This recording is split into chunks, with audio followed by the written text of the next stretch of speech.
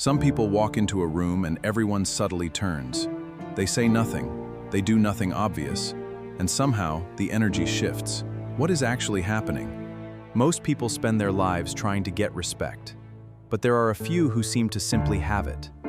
The difference isn't what they do, it's what they understand. Here is what neuroscience actually says respect is. It is not admiration. It is not fear. It is the brain's automatic signal that someone is capable and worth orienting toward. Research shows the brain forms a complete social assessment within 7 seconds of meeting someone. Not a guess, a full evaluation, threat, status, trustworthiness, and in that 7-second scan, the brain prioritizes 3 signals above everything else: how a person occupies space, how they respond to pressure, and whether their behavior is consistent with itself. How a person occupies physical space tells the brain everything about how they occupy psychological space. Compression signals anxiety, expansion signals authority. The brain watches most closely for one thing: how a person responds under social pressure. Someone who slows down under pressure, rather than speeding up, reads as neuroscientists call this response inhibition. The ability to pause before reacting is one of the strongest signals of executive function.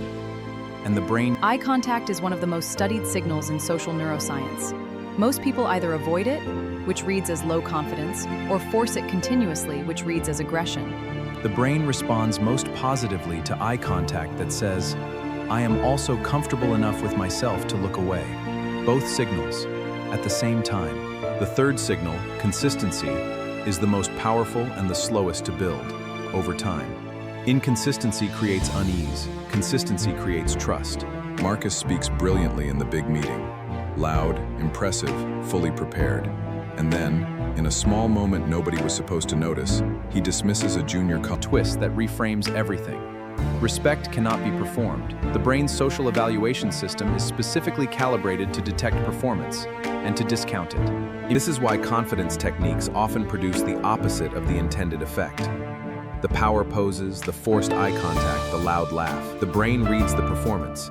Priya has worked with Eli for 8 months. She's noticed something she can't fully explain. He almost never talks about himself, but everyone trusts him. She asks him how. He thinks for a long moment. Then he says something that surprises her. "I stopped trying to be someone worth respecting and started trying to actually be worth respecting." She writes it down. Neuroscientists have a precise definition. Genuine respect is the brain's recognition of someone whose inner world is consistent and safe to be near. Not impressed. The single behavior most correlated with commanding respect in social neuroscience research? Listening, genuine listening, with the body turned completely toward the speaker. When you give someone your full attention, undivided, unhurried, their brain releases oxytocin. They feel safe, they feel valued, and they attribute. Research also shows that using someone's name once, precisely, at the right moment, activates reward centers in their brain. Not flattery, specific person exists. Here is one of the most counterintuitive findings in respect psychology. Slowing down, speaking more slowly, moving more deliberately, consistently reads to the reason slowness reads as status. High-pressure people rush because they are responding to external demands. The brain reads deliberate pacing as evidence that a person is not controlled by... 3 months later, something happened that confirmed everything. In a meeting where the pressure was real and the stakes were high, Eli was exactly the same person he always was. After the meeting, Priya finds Eli by the window. She says, "I've been watching how you do this. and I think I finally understand. It's not what you do, it's what you don't do." What Eli doesn't do, interrupt. Talk over others. Check his phone when someone is speaking. Take up more space than he needs. Rush. Explain himself.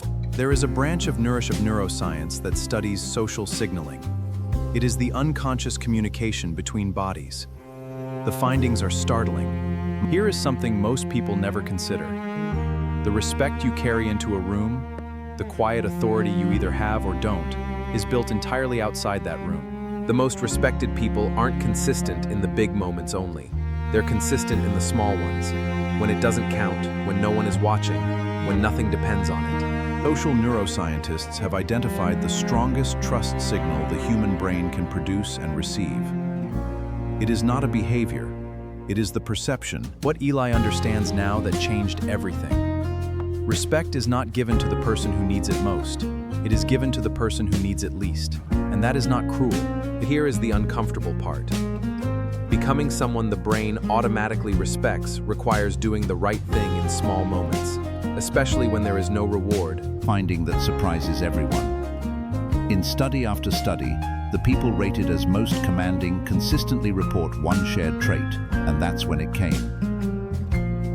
The psychology of respect is not about becoming more impressive. The brain doesn't want impressive. It wants trustworthy, always. Here is the mind-blowing part. Every technique ever written about commanding respect, but only when they are no techniques, only when they have become the person. The next time you walk into a room that matters, you have a choice. Perform for the room, or be the person you would be even if the room were empty. The brain will know. It always does. The part of you that knows what genuine respect feels like, the part that can always tell the real thing from the performance, that part of you already understood everything in this video. This was just